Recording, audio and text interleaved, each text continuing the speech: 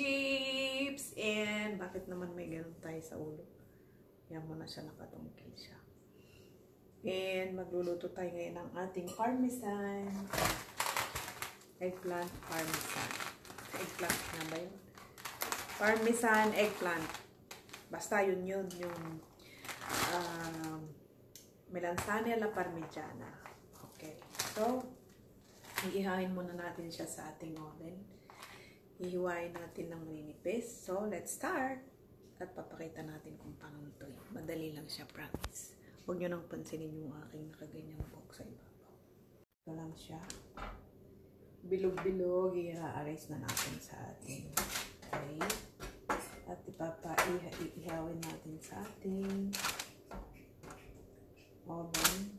Kasi mahirap mag-ihaw sa ating kalan. So, ihaw oven tayo, friendships. Mas madali. Isang salang lang siya. 30 minutes and we have our talong na naihaw. At pwede na rin siyang kainin. Yeah, parang prito ba? Ayan, olive oil.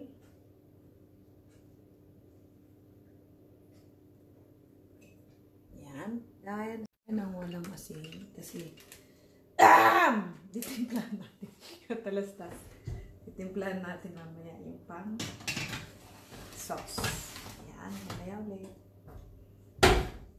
Our sauce sa ating parmesan na eggplant. Ganito lang siya. Lahat na yan.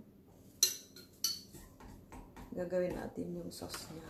Panglagay mamaya. Yeah. Huy! May video ko. Ito na namang may patalastas. Paninta. And olive oil. Parang pizza lang ba? Ayan, siyempre may mozzarella dapat tayo pero ginawa ko na lang na ang tawag to. Wala, ito na lang ang aking gagamitin. Grated Parmesan cheese. Para tipid at saka wala talaga akong dito, stock na mozzarella cheese. So, ganyan na lang. Pwede rin naman yun, diba? Kanya-kanyang invento. Yan, invento ko yan. So, let's put some salt. Konti lang. Hindi naman masarap ang maalat. Kasi lalagyan natin ng parmesan cheese. Okay. So, wait natin na maluto ang ating inihaw na talong. Tsaka natin gawin ulit. Mamaya ulit, diba? Yan ulit.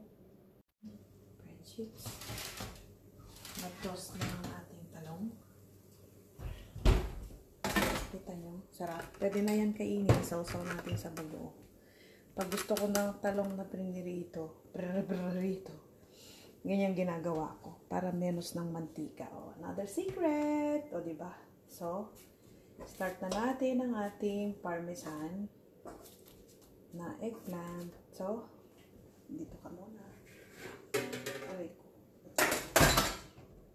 Yeah. Pwede naman to. Isa lang kahit may init. Yan. Diba? Dito lang muna sa sarap. Bilo. Yan. I-arrange natin siya ngayon dito. Para lalagyan. Ito na yung ating sauce. Let's put some tomato sauce. May timpla na to paminta at saka asin. Kung gusto nyo ng betchin, it's up to you. Yan yung sinasabi ko. Diba? Ito ay way ng parmesan na simple lang. Yan. Tapos talagay natin ito. I-arrange natin ang talong. Yan. Tapusin muna natin lahat. Ito yata ng tray ko At lagyan natin ulit ang ating first layer.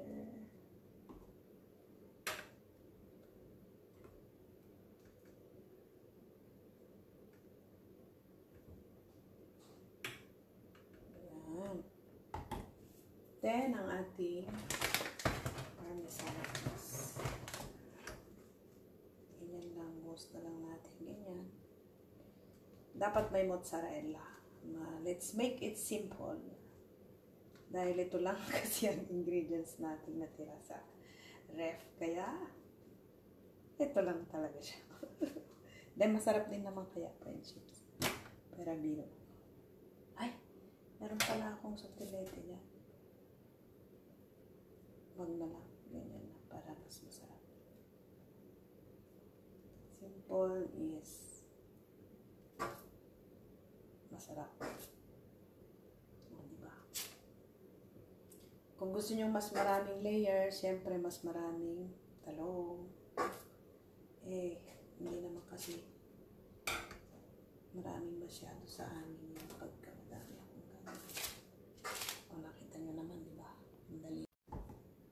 Kamatis again. Sauce. Diba? Sabi ko. At natin isalang.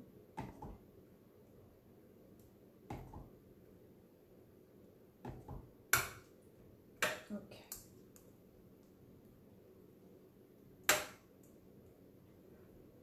Yummy! And, syempre, ang ating parmesan cheese ulit.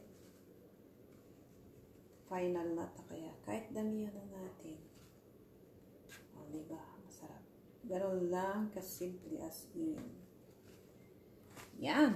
And, pwede na natin isalang sa oven. At ready na siya, mainit na.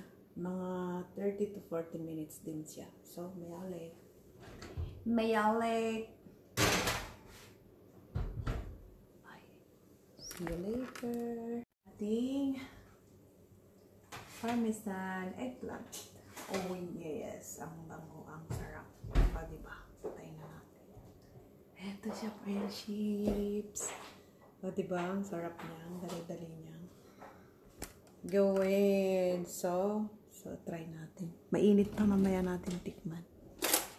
Pero tingnan mo. Napakadali, diba? Kahit wala siyang mozzarella cheese, okay na. O, diba? Cheesy din siya. Nilagyan ko siya ng grated parmesan cheese. Damihan mo na lang para, o, diba? Sarap. Maya-maya ang tikim kasi mainit. Papasok pa ang ating yummy, promise. O, diba, friendships? Thank you for watching! Parmesan cheese. Ano? Parmesan eggplant. Okay. Bye. Busy Matet. Thank you.